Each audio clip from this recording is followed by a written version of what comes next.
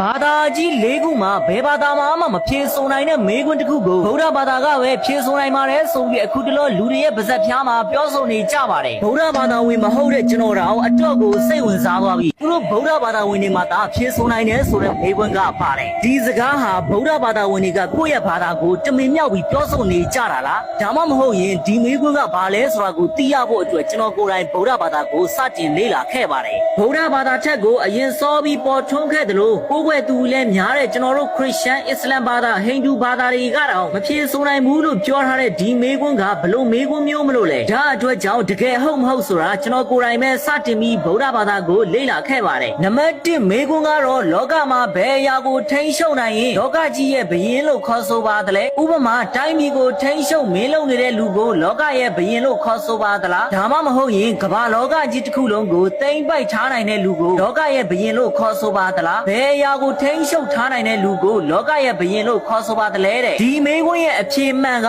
ဗုဒ္ဓဘာသာဝင်တွေပဲဖြေဆိုနိုင်တဲ့မေးခွန်းဖြစ်ပါတယ်တဲ့ဆိုတော့ကဗုဒ္ဓဘာသာဝင်မဟုတ်တဲ့ကျွန်တော်တို့အရန်ကိုစိတ်ဝင်စားသွားပြီးဗုဒ္ဓရဲ့ကျမ်းဂန်တွေထဲမှာအဖြေကိုသိရဖို့အတွက်အသေးအတန်ကိုရှာဖွေခဲ့ပါတယ်နောက်ဆုံးတော့ကျွန်တော်မိလိန်နာမင်းနဲ့အရှင်နာကသေနာလို့ခေါ်တဲ့မေးခွန်းပေါင်း1000ပါတဲ့ဗုဒ္ဓရဲ့ကျမ်းစာအုပ်ထဲမှာဒီအဖြေကိုရှာဖွေတွေ့ရှိခဲ့ပါတယ်အဖြေမှန်ကတော့တိုင်းပြည်ကိုအုပ်ချုပ်နိုင်တဲ့ကမ္ဘာကြီးကိုအုပ်ချုပ်နိုင်တဲ့လူတွေကိုလောကရဲ့ဘယင်းလို့မခေါ်ထိုက်ပါဘူးတဲ့တကယ်လောကရဲ့ဘယင်းအစ်စ်ဆိုတာဓဝါရ6ပါးကိုအုပ်ချုပ်နိုင်တဲ့လူကိုလောကရဲ့ဘယင်းလို့ခေါ်ပါတယ်စိုက်ဆုံးစမဲထေထော့ဆိုပြီးကျွန်တော်တို့သိပ္ပံပညာမှာအာယုံ5ပါးရှိတယ်လို့ပါပဲဗုဒ္ဓဘာသာမှာဆိုရင်လည်းအဓိကအားဖြင့်အာယုံ6ပါးရှိပါတယ်ယသိနာနေရာလာကိုစိတ်ဆိုတဲ့ဒီအာယုံ6ပါးကိုထိန်းချုပ်နိုင်တဲ့လူကိုလောကရဲ့ဘယင်းလို့ခေါ်တယ်ဆိုပြီးဗုဒ္ဓကပြောထားပါတယ်ဒီတော့အဲဘက်အိုင်စတိုင်ပြောခဲ့တဲ့စကားလေးတစ်ခုကိုကျွန်တော်သွားပြီးသတိရမိပါတယ်ကိုယ်စိတ်ကိုကိုနိုင်ရင်စัจ java လာကြီးကတောင်ကိုကိုဥညွှန်းလိုက်မယ်တဲ့ဒီစကားကအခုနဗုဒ္ဓပြောခဲ့တဲ့ကိုခန္ဓာကိုယ်ကအာယုန်တွေကိုထိန်းချုပ်နိုင်ရင်လောကရဲ့ဘယင်မဲဆိုတဲ့စကားနဲ့ထပ်တူကျနေပါတယ်ကျွန်တော်တို့ရဲ့ခရစ်ယာန်ဘာသာနဲ့တခြား creation ဘာသာတွေဖြစ်တဲ့တ